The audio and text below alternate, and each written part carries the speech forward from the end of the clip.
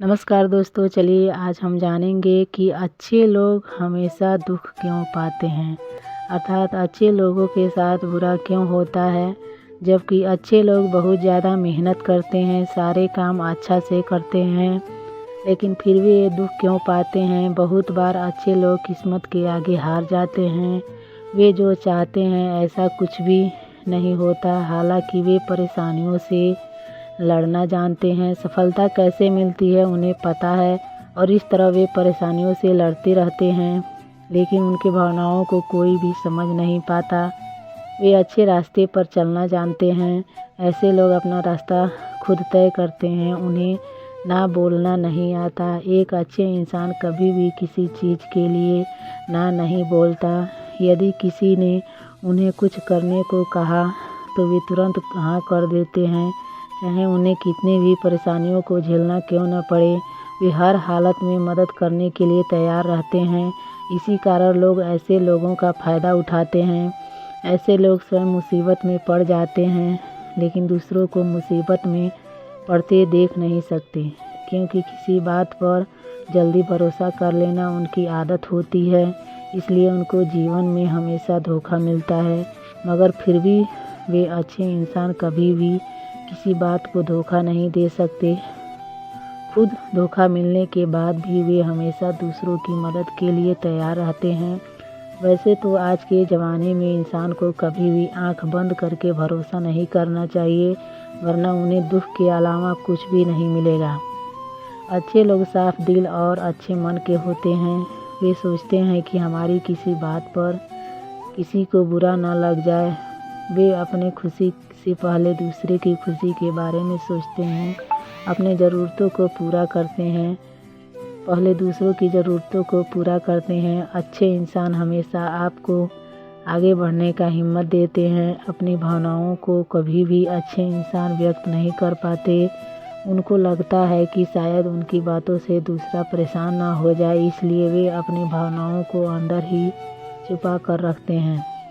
इसी विषय को लेकर स्वामी विवेकानंद और उनके गुरु रामकृष्ण परमहंस का अद्भुत संवाद हुआ था। स्वामी विवेकानंद ने अपने गुरु रामकृष्ण परमहंस से पूछा कि मैं समय नहीं निकाल पाता हूँ, जीवन तो आपाधामी से भर गया है। श्री रामकृष्ण परमहंस ने कहा, गतिविधियाँ तो हमेशा घेरे रहती है, लेकिन उत्पादकता आज़ाद करती है। तब स्वामी विवेकानंद कहते हैं, आज इतना जीवन गति क्यों हो गया है। तब परमहंस ने जवाब दिया, जीवन का विश्लेषण करना बंद कर दो, यह इसे जटिल बना देता है। जीवन को सिर्फ जियो। आगे विवेकानंद कहते हैं, फिर हम हमेशा दुखी क्यों रहते हैं। तब रामकृष्ण परमहंस कहते हैं, परेशान होना तुम्हारी आदत बन गई है, इसी वजह से तुम खुश नहीं रह पाते हो। स्वामी विवेकानंद कहते हैं, अच्छे लोग हमेशा दुख क्यों पाते हैं। रामकृष्ण परमहंस कहते हैं, हीरा रगड़े जाने पर ही चमकता है, सोने को शुद्ध होने के लिए आग में तपना पड़ता है। अच्छे लोग दुखी नहीं होते, बल्कि परीक्षाओं से गुजरते हैं। इस अनुभव से उनका जीवन बेहतर होता है, बेकार नहीं। विवेकानंद कहते हैं, आपका मतलब है कि ऐसा अनुभव उपयोगी होता है।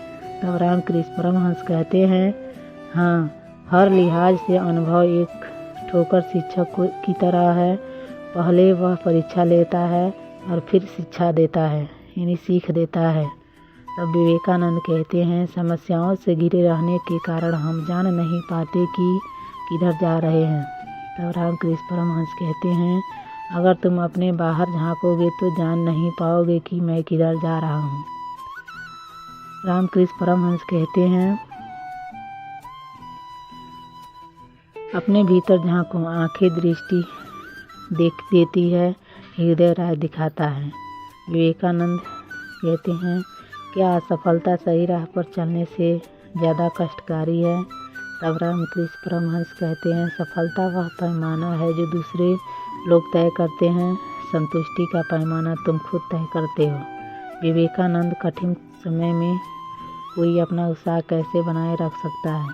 तब रामकृष्ण परमहंस कहते हैं, हमेशा इस बात पर ध्यान दो कि तुम अब तक कितना चल पाए हो।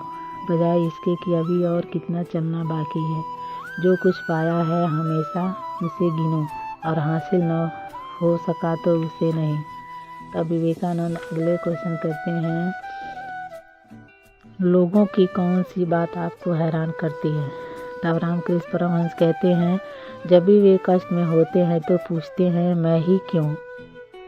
जब वे खुशियाँ में डूबे रहते हैं तो कभी नहीं सोचते मैं ही क्यों। विवेकानंद, मैं अपने जीवन में सर्वोत्तम कैसे हासिल कर सकता